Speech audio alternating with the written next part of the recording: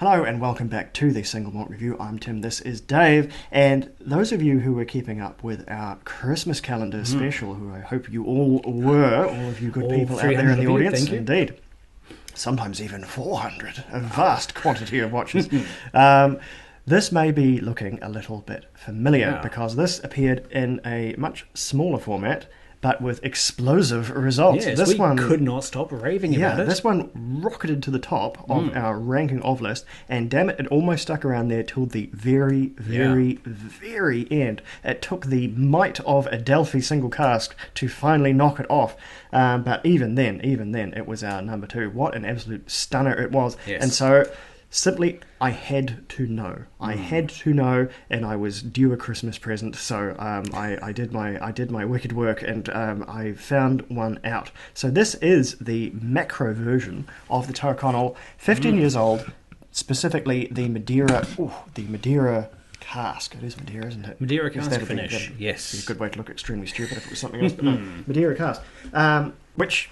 If you go back look at our video, I can't even remember off the top of my head what the what day of December it was, but maybe it'll appear. I think it was quite early. It was pretty early, yeah. Because that thing that would not let go of the top spot, but deservedly so, because that was just damned good whiskey. One of the best finishes we've ever tasted. Yes. But what this is for those of you who were not there for our Christmas tastings, this is Tyrconnell. It is from Cooley, which is a big one of the. I suppose it's the one in Ireland that isn't. Where does Jameson come from? Middleton. It's the one that isn't Middleton. If you've got a bottle of Irish whiskey and it's not from Middleton, it's probably from Cooley. Yeah. It's the other big production distillery, and it makes the likes of Connemara and Kilbeggan and other, name your favourite Irish brand of whiskey here. And it's done, as I alluded to, in a very, very familiar model for us aficionados of Scotch whisky, because it is malt whisky and it is double distilled. You could uplift that whisky, plonk it in Scotland, and it could carry on completely as is, and the whisky would be absolutely kosher. There is, as far as I'm aware, no deviation from what would be considered Scotch malt whisky outside of the exactly where it is made. So. No wonder we thought it was good. Bottled at a hearty 46%, it has been artificially coloured. No word on chill filtration. No, we will just have to find out. No. Andrew Watt and Company, established 1762, Indeed. Older than USA. Indeed. Remarkable. So that's the original Tyrconnell. I will continue calling them Tyrconnell. One of us will be right. Yes. One of us will be right. Simply because that's the first pronunciation I heard, so I'll stick with it. We'll get them with the under over on that one. And it is these days, as a great many other things are, a Beam Suntory joint. So they are the people to congratulate or complain to if you have any feedback.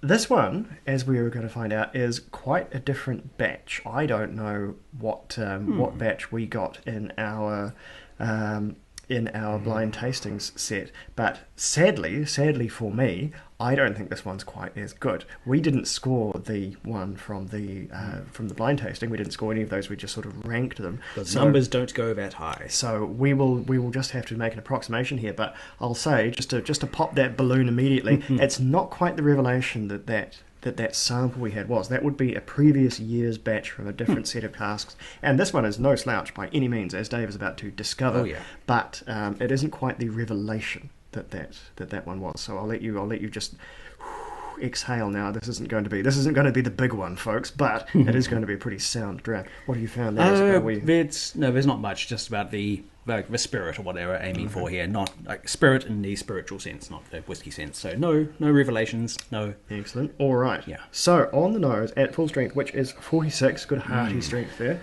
Ooh. And it's still very much that whiskey. The Madeira is very much still large and in charge. It is. This is a fruity. nice, very sweet fortified wine aroma. It's still got that double hit of a really good sound platform of bourbon maturation, and then a really expressive finish, just sort of trampolining on top of that and doing amazing things. Juicy raisins and sultanas soaked in rum. It really is very, very juicy. I can just olfact this for days. Tinned, we barely get it here. They're called, and I truly do not know why, mandarin oranges in the UK. Yeah, Tinned mandarins, or maybe they're oranges, maybe Satsumas they're both. I don't in the know. UK, Yeah. mandarins here. They're small, very sweet oranges with easy peeled skin. Yeah, and when they are tinned in what is known as heavy syrup, which is a forbidden term around this household. We shall have no heavy syrup here. Natural fruit juice only. But in that particular form, which is quite a UK thing, like I say, we really don't get them here so much. I think we've probably more of I've never had abundance, a tinned mandarin. an abundance of fresh ones. So Yeah. who would bother buying the tinned ones? Is probably mostly what's going on. But in the UK, they're quite a thing, and there is. That really is the primary tasting note for me. Really syrupy sweet, but sort of halfway to confectionery orange citrus. It's really, really quite decadent. Right, so at full strength, which I think it drinks just fine at full strength. Oh, that's scrummy. It's still a beautifully lush whiskey. I think the difference between the one we tried over Christmas and this one is that the finish isn't quite as expressive. That one was just like... That was almost like a vanilla sundae with an absolute lashing of fruit sauce on top. It was such a whiskey of two halves that worked so well together. This one is the foundation is still there, which makes sense. It's probably they're working from the same library of casks, so it's still a beautiful, really quite significantly aged. Like 15 years is absolutely no slouch. Oh, yeah. For any manufacturer, Irish, Scottish, or otherwise. That lovely platform of bourbon matured whiskey is still there, but I feel the Madeira is just a little. The layer of sauce is just a wee bit thinner on this one. I'm but getting it's a still nice pretty good. Underneath the sweet Madeira cask notes, there's a very, very pleasant, very approachable kind of woody note. Not like woody in the sense of it's been aged in a cask too long and whatever, the wood's getting worn out. No, it's just a fresh sort of... Oh, how to describe it? Just that hint of just freshly sawn timber, a little bit of sap, just a sweet and comfortable wood note. There's coconut as well. That'll be part of the bourbon assemblage there. Oh yeah, rather there it than goes. Madeira. Yes, but a little bit of sort of sweet coconut ice there, if you're a coconut ice territory. very much. And a bit, sweet lemon, hints of sherbet. I like that a lot, actually. It is different from the sample we had, but I'm finding It's a bit more. no It's less a bit more exciting. austere. I think it's a bit more buttoned up. It's a bit more careful. So but maybe a cask has been refilled one or two more times. I'm not sure. I wonder if it's just a slightly different length of. If this was a shorter. The finish. Yes, maybe of a course. shorter finish. I haven't looked up the fine details, but no, I shouldn't compare it too much to a previous batch because this is close enough to probably what is on shelves today. Yeah. This one obviously destined for international because I see our man Mitt Farbstoff in attendance once again, letting us speaking the truth as always. Mr. Farbstoff can tell no lies, and good on him. Because often he's the only one who's going to tell you the truth when reading the back of a whiskey label. So this one, I'm not 100% sure because this one, as I say, this one was bought for me for Christmas. Thanks, Mum. So this one may have come off an international store anyway. So Added some water. Let's see what that does to it. I think it's beneficial. Just a little bit of water, just a teensy bit. To bring it down to closer to 40. It just quickens that fruit and gets things a little more lively. An explosion of tropical fruit salad and sweet florals. Wow. So, while it might not compare to the sample we had over Christmas, and I swear that's the last time I'm going to, well no, second to last time I'm going to compare it to that, unfairly, it's still a really, really pretty damn good whiskey. And for an Irish whiskey, it is... kind of a revelation because I'm not sure quite what we both picked for that one. We both picked somewhere soundly in Scotland. I think I was going Speyside for this one, and we probably weren't too far behind me for your pick. Not in a million years, even now knowing, would I have said that this was Irish whiskey. There's just nothing you're used to nosing, tasting, thinking about Irish whiskey, feeling about Irish whiskey. None of it's here. It doesn't have that extremely mellow grain character. It's got just nothing whatsoever. And it makes sense because, as I said earlier, this is made in exactly the same way as Scotch whisky. So why would it have an Irish character? I don't know. How do you even get it in there at that point? And I guess you don't. But you could have this in a lineup of 100 different Scotch whiskies, and I wouldn't be able to tell you one bit that this was the it's like our recent experience with Scandinavian whiskey, where we had some which were made in a very traditionally Scottish manner, and others which were made based on the Scandinavian traditions, and the difference was night and day. Yeah.